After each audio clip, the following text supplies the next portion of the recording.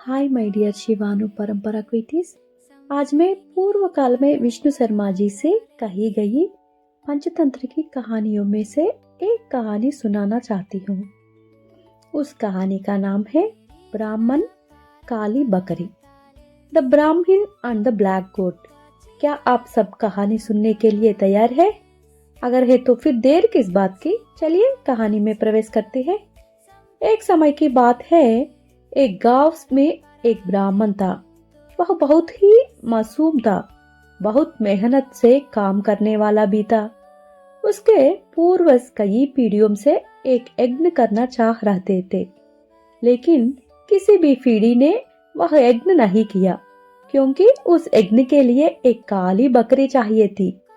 उनके पास काली बकरी नहीं होने के कारण वे यज्ञ नहीं कर पाए।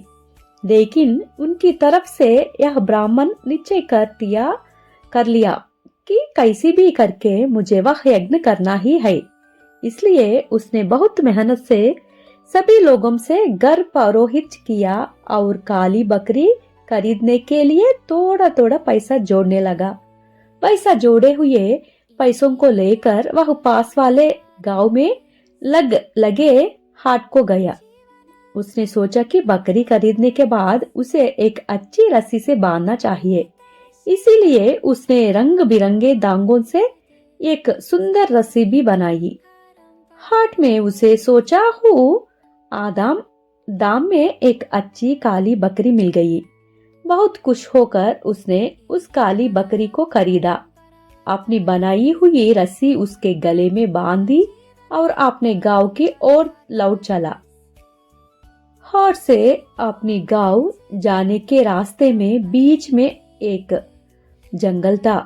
उस जंगल में एक चोरों की टोली रहती थी, जो आने जाने वालों को लूटती रहती थी। लेकिन उस गांव के राजा ने उन चोरों की लूटपाट का पता लगाकर उन्हें चेतावनी दी अगर दोबारा किसी को लूटा और यह बात हमें पता चली तो हम तुम्हें कठोर शिक्षा देंगे, ऐसा राजा ने कहा था। इसी के बाद चोरों को समझ नहीं आ रहा था कि अब क्या करें। लूट नहीं करेंगे तो पेट खाली रहेगा।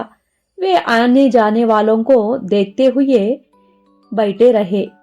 उसी रास्ते से वह ब्राह्मण अपनी काली बकरी को ले जाता हुआ आ रहा था।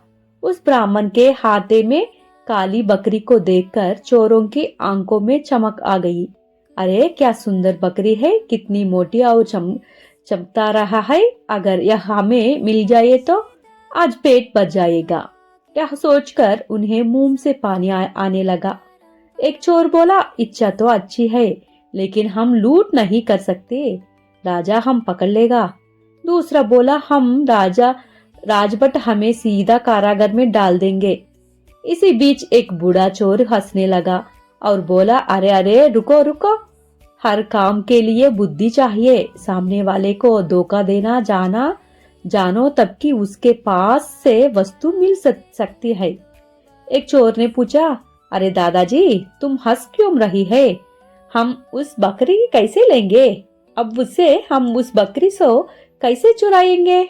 बूढ़ा बोला, मैं बिना लूट किए उससे बकरी ले सकता हूँ, तुम लोगों चाहते तो। चोरों को नायक बोला, सच में? वो कैसे? लूट करेंगे तो पकड़ जाएंगे ना? बूढ़ा बोला, लूट करेंगे तभी पकड़े जाएंगे, मैं लूट किए बिना ही बकरी ले लूंगा। चोरों ने कहा, क्या वो तुम्हारा रिश्तेदार है? क्यों वो तुम्हें खुद बकरी दे देगा? बूढ़ा बोला, बातों से इंसान को मूर्ख बनाकर उससे कुछ भी लिया जा सकते हैं। चोरों ने पूछा, कैसे? हमें भी बताओ। बूढ़ा ने, तुम सब रास्ते में 5 किलोमीटर की दूर पर खड़े रहो। ब्राह्मण जैसी ही पास आए बाटसारी बनकर पूछो, तुम कुत्ते का बच्चा क्यों ले जा रहे हो? एक चोर बोला, ओ इतना मूर्ख है क्या कि बकरी को कुत्ता मान लेगा?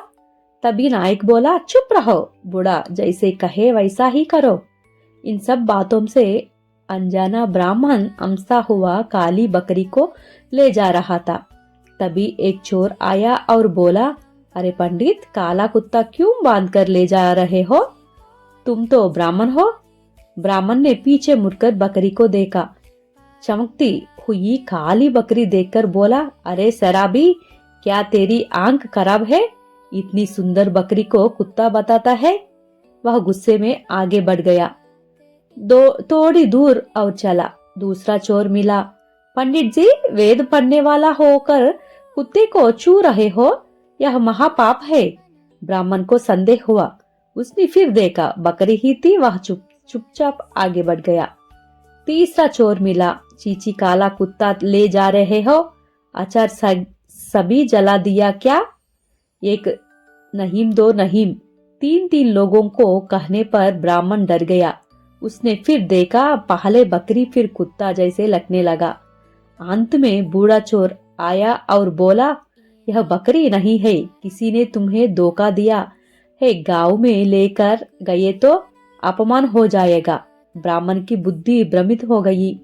उसे वह कुत्ता ही दिखाया दिया। उसने बकरी को वही छोड़ दिया। वह पासवाल तालाब में स्नान करके गायत्री मंत्र जपता हुआ चला गई। ब्राह्मण के जाने के बाद चोर हंसे। बकरी को ले जाकर पकाया और आराम से खा लिया।